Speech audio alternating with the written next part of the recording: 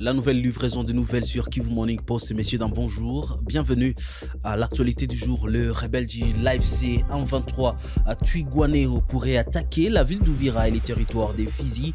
L'alerte vient de Aimable Naboulizi qui affirme que ces derniers se sont renforcés vers le haut plateau des Makombola et des Kingongo. En même temps, le rebelle du l'AFC 123 qui ont lancé des offensives depuis le début de l'année 2025 ont réussi à atteindre Minembwe dans le haut plateau du territoire des Fizi. Nous sommes dans la province d'ici Kivu. Messieurs, dames, nous sommes la référence des informations à l'est de la République démocratique du Congo. Bienvenue sur Kivu Morning Post. Si vous êtes nouveau, n'oubliez pas surtout de vous abonner à votre chaîne.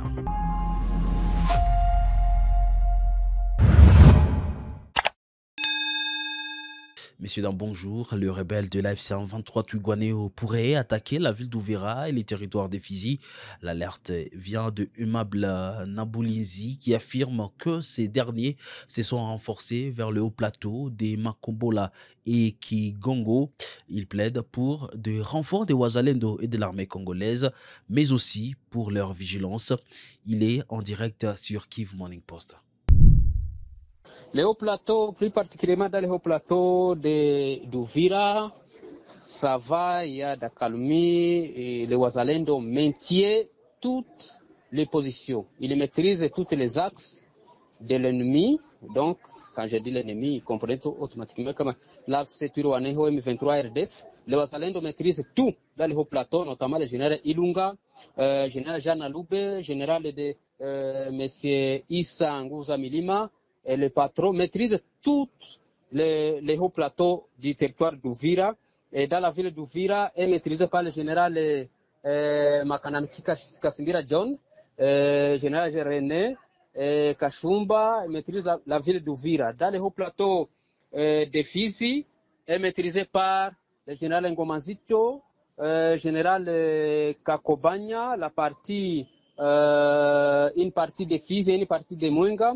Général Mehdi Yeremia dans le parti de Lulenge, en Fizi toujours, et les autres. Et nous sommes dans un problème, dans l'actualité actuelle, on nous signale que peut-être l'ennemi prépare pour faire un assaut à Ouvira vers les hauts plateaux de Makobola, en passant par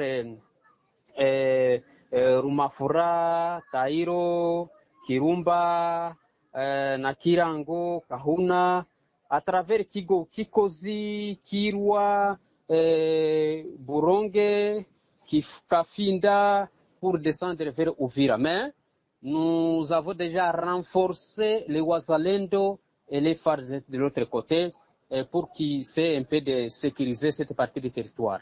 Oui, dans les hauts plateaux, ils sont déjà. Dans les hauts plateaux de Muravia, on signale qu'il y a déjà l'installation officielle de l'état-major du haut plat de Muramvia, dans le quartier qu'on appelle Muramvia, c'est dans le groupement de Bizombo, chefferie de Bavira. Il y a déjà installation d'un état-major de AFC M23 et Twigwanéo, tout consort. Même à Minembwe, ils sont arrivés même à Minembwe, ils ont fait un meeting, ils ont promis qu'ils vont faire quitter le pouvoir de Kinshasa pour installer le pouvoir. Le rebelle de l'AFC 123 qui ont lancé des offensives depuis le début de l'an 2025 ont réussi à atteindre Minembwe dans les hauts plateaux du territoire de Fizi au site Kivu. Selon des sources sécuritaires du 123, le premier combattant sont arrivés à Minembwe sous les commandements du colonel Gafiche, suivant d'ailleurs ces discours du général Samantha, commandant en chef des Twigwanéo. Je vais vous présenter les personnes avec lesquelles nous sommes arrivés à Minembwe, afin que vous puissiez les connaître, savoir leur nom et comprendre le travail qu'ils accomplissent. Nous sommes accompagnés du colonel Gakou Fejafte, qui faisait partie du premier bataillon déployé dans cet état-major. C'est un ami avec qui nous avons travaillé depuis longtemps, et il a jugé important de m'accompagner jusqu'ici, dans cette noble lutte. Voici également le lieutenant-colonel Singahi, avec qui nous sommes venus. Il est chargé d'encadrer les nouvelles recrues venues du Kenya, de l'Ouganda, et d'autres régions qui ont intégré notre armée. C'est lui qui supervisait leur recrutement. Nous sommes aussi avec le major Kamandi Mathieu, collaborateur du colonel Gakoufé. Nous avons travaillé ensemble depuis longtemps, notamment au CNDP. Enfin, nous avons parmi nous une personne venue des États-Unis.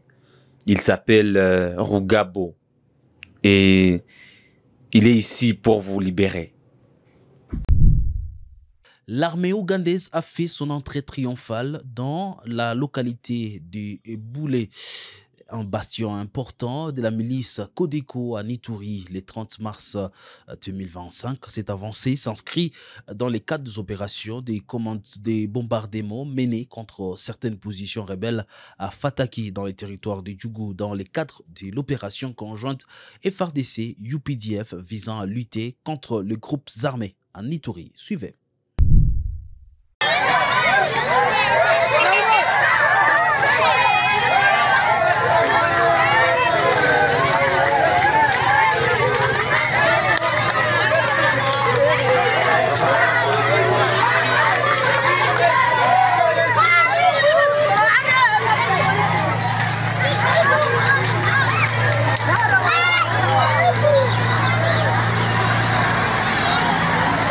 E foi ma je kuna pai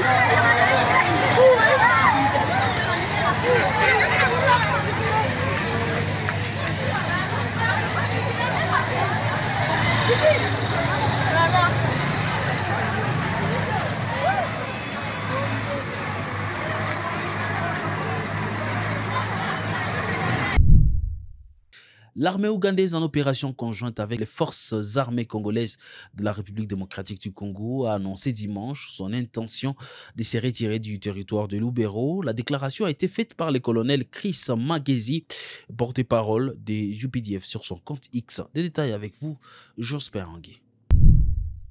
L'UPDF envisage de retirer ses forces de la ville de Lubero en RDC alors que les derniers éléments de l'EDF assiégés continuent de fuir vers les provinces du Nord Kivu et de l'Ituri sous la pression des forces conjointes du UPDF et FARDC. L'accent opérationnel pourrait se porter sur ces régions afin de garantir que les EDF n'aient aucune possibilité de se regrouper. Les discussions entre les commandants concernant le pivot à adopter pour faire face à la dynamique émergente de l'opération Shuja'a sont en cours et une décision finale devrait être prise dans les prochains jours, a-t-il expliqué sur son compte X. Le colonel Chris Magezi a précisé que les UPDF avaient déployé des forces de blocage à Bunia, Mahagi et Fataki en Ituri au début de l'année, mais la maîtrise de cette vaste zone opérationnelle nécessitera des forces supplémentaires. L'annonce de l'armée ougandaise a créé des remous au sein de la classe politique du Nord Kivu. Shafi Moussitou Mouindo, député provincial élu de Butembo, a exprimé son inquiétude face à une éventuelle avancée de rebelles du 23 vers Butembo suite au départ des troupes de l'UPDF. Suivez-les. Nul ne peut négliger les efforts de l'armée ougandaise. Nul ne peut négliger les efforts de nos FARDC. Nul ne peut négliger les efforts du président de la République, Félix Antoine Tshisekedi.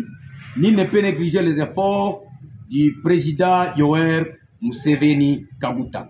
Donc je pense ce que nous sommes en train de traverser maintenant, et l'effort de toutes ces forces sont vraiment louables.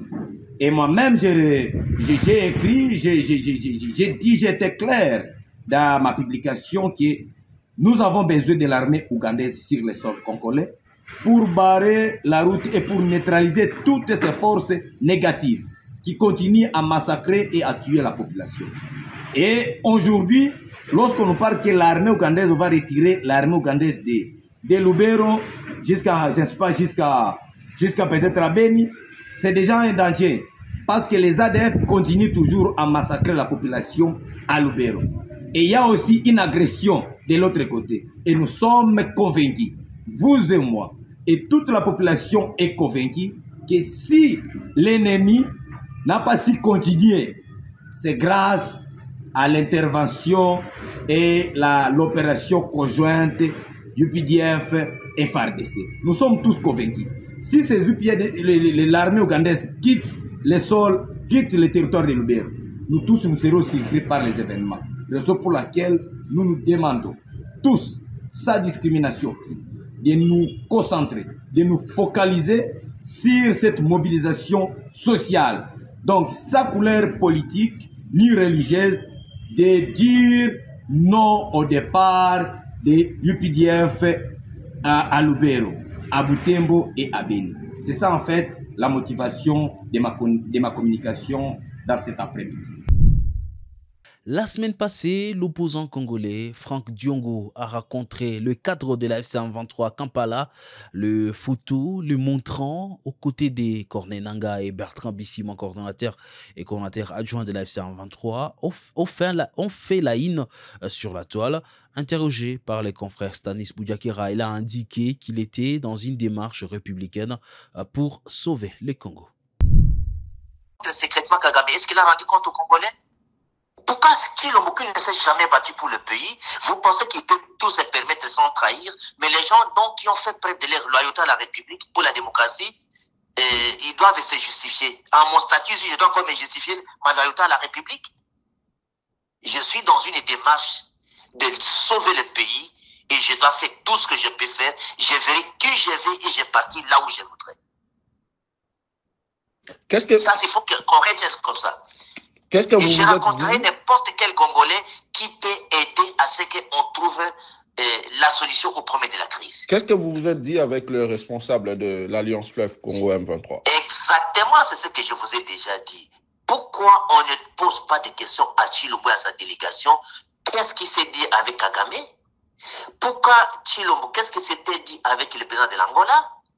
Qu'est-ce que Tshilombo doit nous dire? Comment la SADC, les Congolais membres de la SADC, mais la SADC signe des accords avec les révolutionnaires à Goma. Pourquoi vous n'interpellez pas Tshilombo? Il a envoyé une délégation secrètement à Doha. Pourquoi on n'a pas posé des questions?